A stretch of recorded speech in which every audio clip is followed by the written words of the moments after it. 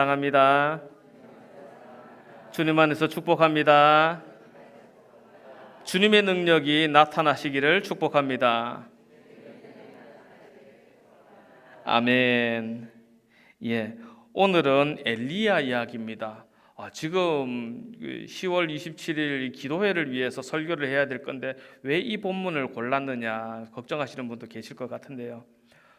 사실 지난주 오후 예배에서 이미 거기에 필요한 설교를 했습니다. 설교를 하고 가만히 생각해 보니까 10월 27일 이렇게 기도회 이제 연합 예배를 드리고 나서 연합 예배 한 번으로 끝날 일이 아니겠습니다. 생각해 보면은 이거는 단기간의 일이 아니고 이미 장기간의 일이 누적되어서 이런 문제로까지 도출된 문제이니까 아마 해결해 가는 문제도 긴 시간에 걸쳐서 꾸준히 해결해 가야 할 문제일 것 같습니다. 그렇기 때문에 그때에 우리에게 어떤 준비가 필요할지에 대해서 생각을 하다가 오늘 본문을 선택했습니다. 엘리야의 이야기입니다. 능력의 사사하면 다들 엘리야를 떠올립니다. 실제로 그 별명으로 유명한 사람이고요. 그런데 종종 엘리야의 배경을 오해하시는 분이 계십니다. 엘리야는 능력의 선지자니까 당연히 남유다 출신의 선지자가 아닐까라고 생각하는 분이 가끔 계십니다. 없는 건 아니고 가끔 계신데 사실 엘리야는 북이스라엘에서 활동하던 사람입니다. 그런데 북이스라엘 하면 어떻습니까? 북이스라엘에 여러 왕조가 일어났지만은 하나님을 섬기는 왕조가 없지요. 그리고 북이스라엘에 수많은 왕들이 세워졌지만은 그 어느 왕도 하나님을 온전히 섬기는 왕은 없었습니다. 그러니까 이렇게 능력의 선지자가 정말로 깜깜한 시대를 살아갔던 겁니다.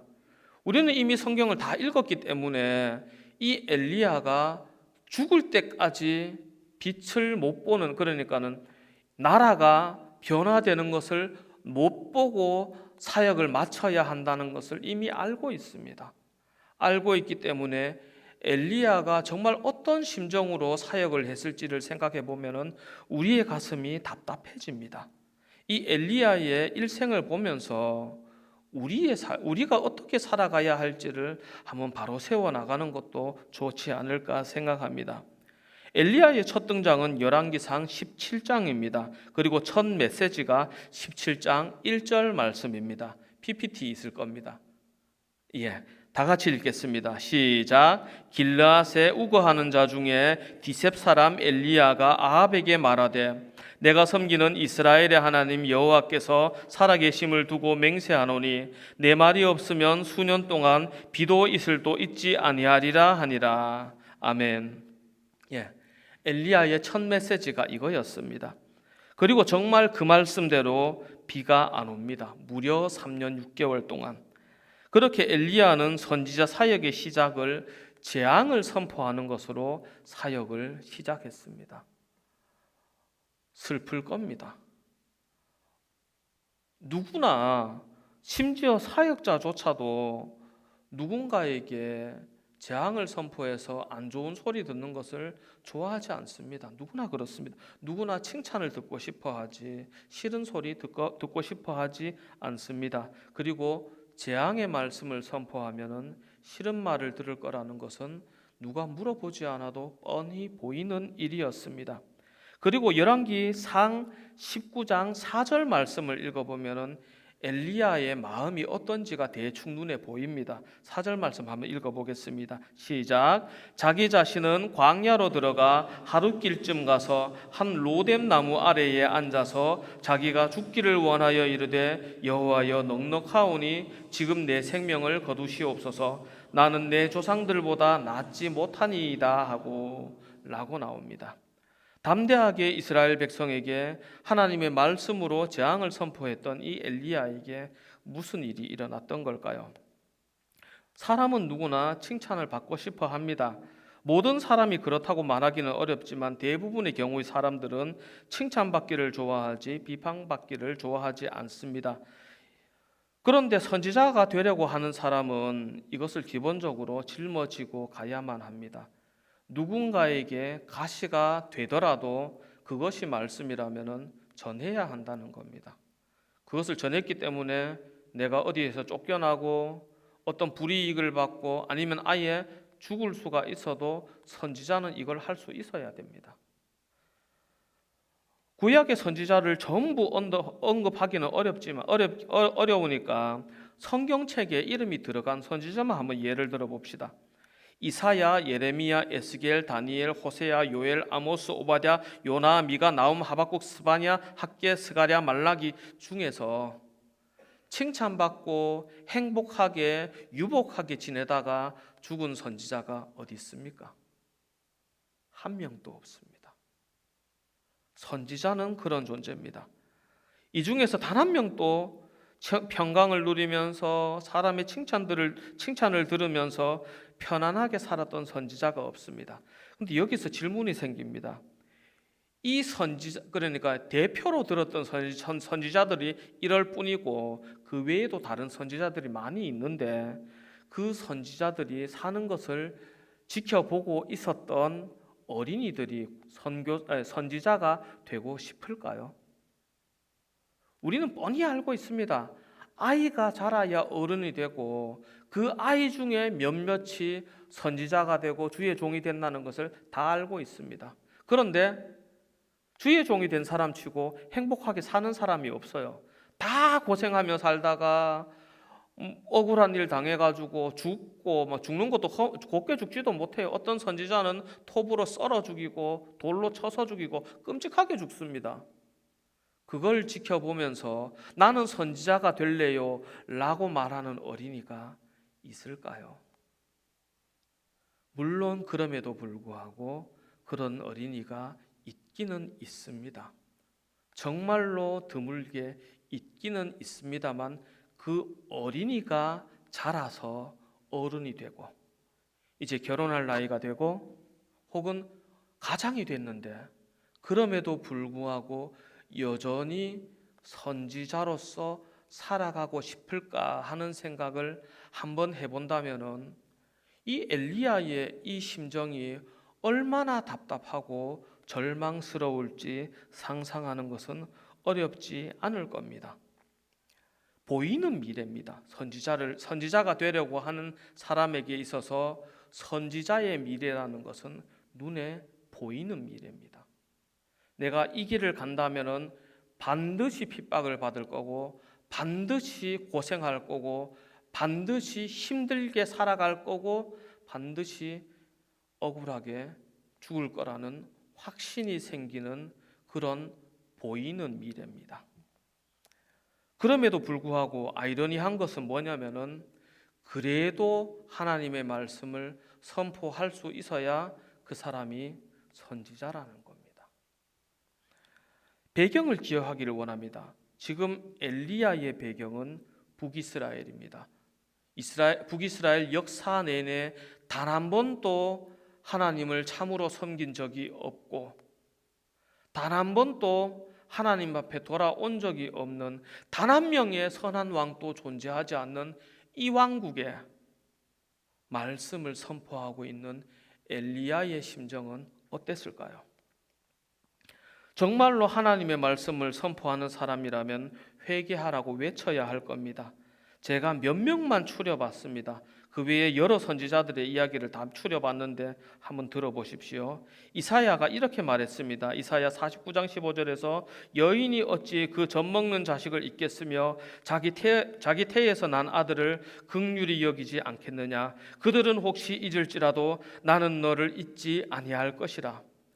이 백성들에게 지금이라도 하나님께 돌아오라고 국가 멸망의 마지막에서 이 메시지를 선포하고 있었던 겁니다. 예레미야는 어떻습니까? 내 백성이 이 두 가지 악을 행하였나니 곧 그들이 생수의 근원 대신 되는 나를 버린 것과 스스로 웅덩이를 판 것인데 그것은 그 물을 가두지 못할 터진 웅덩이들이니라.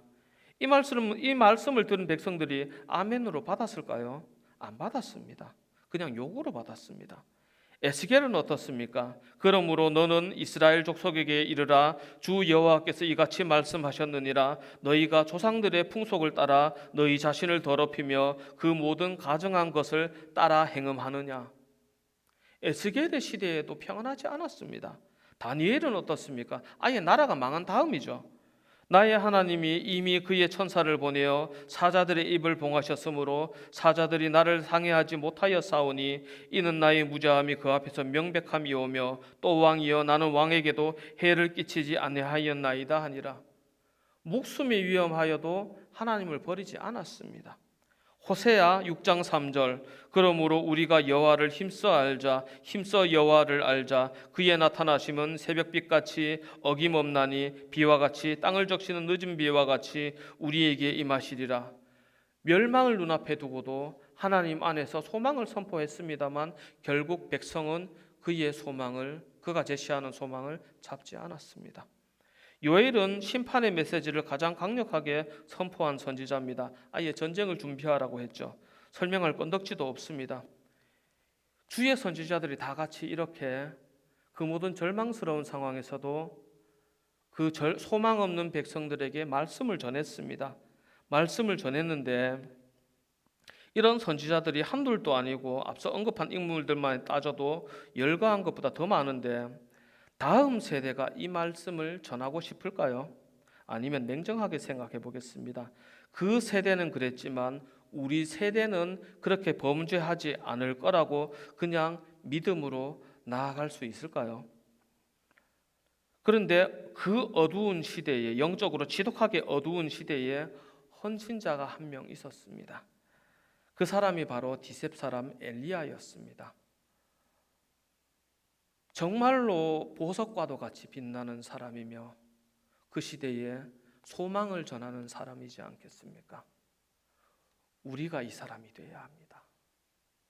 우리가 어두운 이 시대에 하나님보다 나 자신이 더 소중하고 내 생각이 더 올바르고 내가 원하는 것이 더 간절한 이 시대에 하나님을 최우선으로 생각할 줄 알며 그 말씀을 의지하여 나를 꺾을 줄 아는 사람이 되어야 하겠습니다. 19장 4절 말씀을 보면은 이 엘리야라는 사람이 어떤 사람인지 알 수가 있습니다. 자기 자신은 광야로 들어가 하룻길쯤 가서 한 로뎀 나무 아래에 앉아서 자기가 죽기를 원하여 이르되 여호와여 넉넉하오니 지금 내 생명을 거두시옵소서 나는 내 조상들보다 낫지 못하니이다 하고 라고 적혀 있습니다. 저는 어릴 때에 이 말씀을 읽으면서 저렇게 위대한 분도 저렇게 마음이 무너질 때가 있구나라고 생각을 했습니다. 그런데 커서 다시 한번 읽어보니까 좀 다른 내용이 보였습니다. 하나님께 기도하여 가장 많은 기적을 일으킨 엘리야와 외국에서 시집 온 가장 악독한 여인을 사이에 두고 백성들은 아무것도 안 했습니다. 갈멜 산상의 전투를 치르는 것을 뻔히 보고 직접 손까지 보탰으면서도 백성들은 엘리야를 죽이려는 이세벨의 손을 막지 않았습니다. 엘리야가 정말로 힘들었을 겁니다. 그런데 그 엘리야가 바라보는 세상은 조금 달랐습니다. 엘리야의 사역 기간은 약 25년 정도가 됩니다.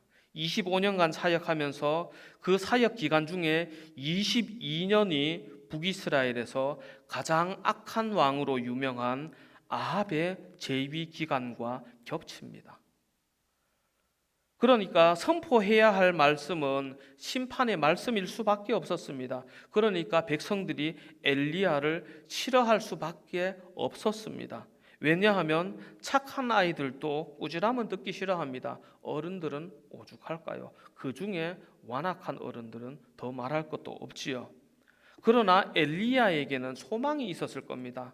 어떤 소망이 있었냐면은 갈멜 산상에서 큰 싸움을 했고 확실한 하나님께서 살아계신 증거를 보여줬으니까 이제는 이 백성들이 돌아오리라 하는 소망이 있었을 겁니다. 그러니까 이세벨이 그렇게 악독하게 일어날 때에도 소망이 있었을 겁니다. 있었을 건데 실제 결과는 이세벨은 그렇게 많은 바알과 아세라의 선지자가 죽었음에도 불구하고 더 악독하게 나오고, 아합은 이 문제에 대해서 말리지도 않고 백성들은 수수방관합니다. 열왕기상 19장 1절 2절 말씀 보면 이렇습니다. 아합이 엘리야가 행한 모든 일과 그가 어떻게 모든 선지자를 칼로 죽였는지를 이세벨에게 말하니 이세벨이 사신을 엘리야에게 보내어 이르되 내가 내일 아침 이맘때에는 반드시 내 생명을 저 사람들 중 한 사람의 생명과 같게 하리라. 그렇게 하지 아니하면 신들이 내게 벌 위에 벌 내림이 마땅하니라 한지라 라고 나옵니다. 이런 악독한 상황 가운데 엘리야는 정말로 할 만큼 했습니다. 까마귀가 떡을 먹이고 사르밧 과부가 엘리야를 위하여 공개하는 걸 보면은 이 엘리야라는 인물은 제대로 된 후원자도 없었던 것 같습니다. 제대로 된 후원자가 있었으면은 까마귀가 먹을 것을 물어다 주고 사르밧 과부가 엘리야를 위하여 떡을 만들 필요가 없어요. 그 후원자와 같이 살면 되니까. 하나님께서 기적으로 이렇게 인도하실 필요가 없습니다. 그런데 굳이 왜 기적으로 인도하셨을까요? 사람이 없습니다. 내 마음도 허하고 힘든데 그럼에도 불구하고 말씀에 순종해서 헌신하고 있는데 나와 합심할 사람이 없어요. 얼마 동안? 평생. 사역하는 기간 내내. 그러니까 어지간한 사람이면 이렇게 말해도 되지 않을까요? 하나님, 저 진짜 할 만큼 하지 않았습니까? 정말 할 만큼 하지 않았습니까? 목숨을 걸고 인생을 걸고 모든 걸 다 걸고 백성과 왕이 나를 다 배신하고 있음에도 불구하고 소망이 없고 열매가 없음에도 불구하고 이렇게 헌신했으면 정말 할 만큼 하지 않았습니까? 라는 말을 할 만도 합니다. 그런데 엘리야는 그러지 않습니다. 다시 4절 말씀으로 돌아가서 엘리야가 죽기를 구하죠. 광야로 들어가서 로뎀 나무 아래에 앉아서 죽기를 구하지 않습니까? 여호와여 넉넉하오니 지금 내 생명을 거두시옵소서. 나는 내 조상들보다 낫지 못하나이다. 하나님의 말씀에 온전히 헌신하면은 이 백성이 변화받고 은혜를 누릴 줄 알았지만 그렇지 않았습니다. 그때의 엘리야의 선택은 이렇습니다. 나는 내 조상들보다 낫지 못합니다. 저 백성들 때문에 하나님의 일이 이루어지지 않습니다 라고 말하는 게 아닙니다. 저 완악한 아합 왕 때문에 하나님의 일이 이루어지지 않습니다 라고 말하는 게 아닙니다. 저 악독한 이세벨 때문에 하나님의 일이 방해받고 있습니다 도 아닙니다. 뭐라고 말하고 있습니까? 저는 조상들보다 낫지 못합니다. 제가 무능합니다. 제가 무능합니다. 그 이야기입니다. 자기의 연약함을 고백합니다. 그리고 하나님 앞에 청한 것이 있습니다. 무엇을 청했습니까? 여호와여 넉넉하오니 지금 내 생명을 거두어 주옵소서. 죽여달라는 이야기입니다. 그나마 구한 것이 억울함을 푸는 것이 아니고 부귀영화도 아니고 누군가에게 인정받는 것도 아니고 죽기를 청합니다. 왜 죽기를 청할까요? 저는 이것이 어릴 적에는 마음이 약해져서 그랬다고 생각을 했습니다. 그런데 좀 다른 것 같습니다. 이제 와서 보니까. 왜 다른 것 같다고 생각했느냐? 사울도 그랬지만 고대에는 전쟁을 하거나 다툼이 있어서 정말 극렬한 다툼이 있어서 한쪽이 승리하면 패배한 한쪽을 곱게 두지 않습니다. 목을 잘라서 장대에 꽂아 세워놓는다거나 시체를 성벽에 고정을 해서 전시해 놓는다거나 이미 죽은 사람에게도 할 수 있는 모든 모욕을 쏟아붓습니다. 그리고 자기의 승리를 자랑합니다. 어느 나라를 가도 흔하게 있던 일입니다. 만약 엘리야가 이세벨의 손에 죽어서 그 시신이 넘어간다면은 이세벨이 안 그럴까요? 그러고도 남을 사람이죠. 남을 사람인데 그렇게 하면 엘리야만 욕되게 되는 걸까요? 엘리야의 하나님까지 욕되게 되는 걸까요? 성경에 보면은 엘리야가 로뎀나무 아래에서 죽기를 구했습니다. 로뎀나무가 이름이 예뻐서 그렇지 실제로는 가시나무지 않습니까? 그늘에 쉴 수도 없고 물을 구할 수도 없고 땔감으로밖에 쓸 수 없는 쓸모없는 나무입니다. 그리고 이 가시나무는 그 광야에 흔합니다. 그러니까 말이 좋아 로뎀나무지. 로뎀나무는 많아요. 로뎀나무는 많아요. 이세벨이 엘리야를 잡으라고 병사를 보냈을 거 아닙니까? 병사들이 있을 만한 곳을 찾겠지요. 찾는데 엘리야가 멈춰선 곳은 흔해 빠져서 티도 안 나는 곳에 멈춰섰습니다. 엘리야의 시신을 발견할 수 없을 만큼 흔해 빠진 곳에. 성경에도 오죽했으면 로뎀나무라고 적어놨겠습니까? 흔해 빠진 곳에 묻히지도 못하겠지요. 내 시체가 광야에 버려지는 한이 있더라도 엘리야는 하나님의 이름을 지켰습니다.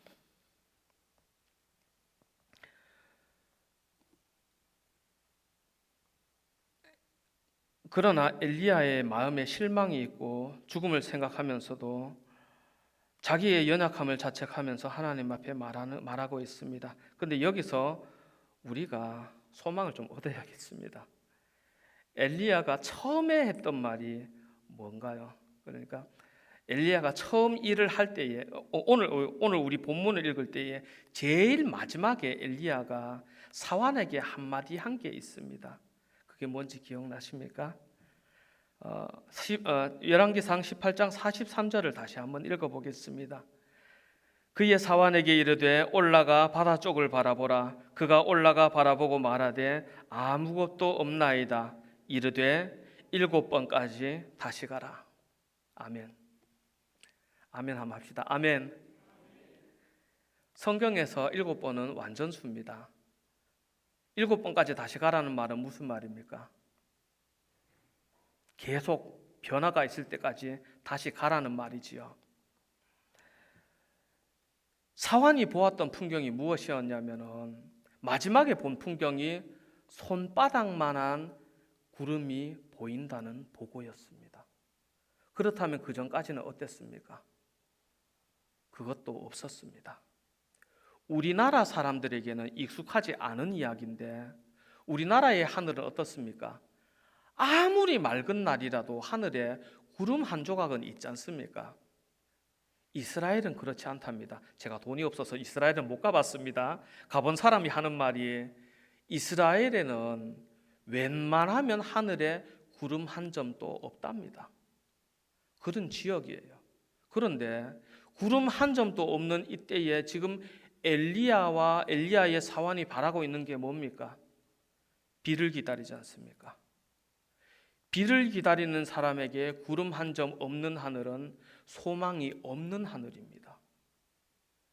사환에게 시켜서 올라가 봐라. 뭐가 있냐? 없습니다.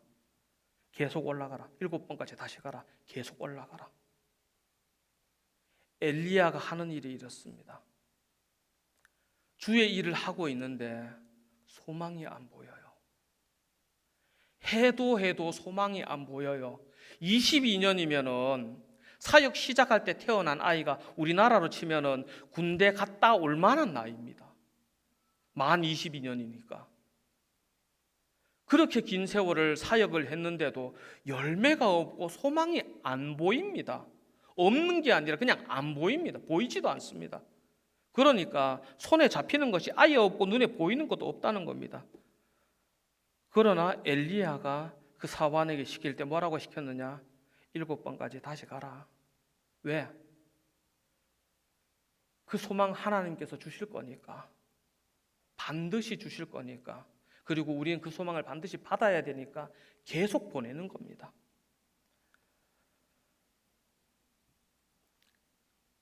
엘리야가 이렇게 로뎀나무 아래에서 쓰러져 있을 그때에 천사가 엘리야에게 나타납니다. 나타나서 필요한 말씀을 줍니다. 열왕기상 19장 5절, 6절, 7절 말씀입니다. 로뎀나무 아래에 누워 자더니 천사가 그를 어루만지며 그에게 이르되 일어나서 먹으라 하는지라 본즉 머리맡에 숯불에 구운 떡과 한 병 물이 있더라. 이에 먹고 마시고 다시 누웠더니 여호와의 천사가 또 다시 와서 어루만지며 이르되 일어나 먹으라. 내가 갈 길을 다 가지 못할까 하노라 하는지라. 과거에 엘리야가 사환에게 했던 말을 천사가 엘리야에게 하고 있습니다. 일어나라. 일어나서 뭐 하라고 합니까? 다시 가라고 하지 않습니까? 엘리야가 했던 말이 엘리야에게 필요했던 겁니다. 그리고 엘리야는 나는 할 만큼 했는데 왜 또 저를 부르십니까? 이렇게 대답하지 않습니다. 일어나 먹고 힘을 얻어서 하나님의 말씀을 받습니다. 왜냐하면 그것이 주께서 주신 소명이니까. 여기서 나 자신이 중요한 사람은 나는 이만큼 했습니다를 말하겠지만 엘리야는 그렇지 않습니다. 주님 앞에서 내가 해온 일과 그것의 실패를 보고합니다. 죽기를 청했던 사람이 주께서 또다시 말씀을 주시니까 그걸 자기 목숨을 버리기를 바랬던 그 사람이 그것마저 취소를 하고 말씀을 주시니까 그 말씀에 응답하려고 지금까지 있었던 일을 보고합니다. 이러이러하게 실패해 왔습니다. 그 보고에 하나님께서 응답하십니다.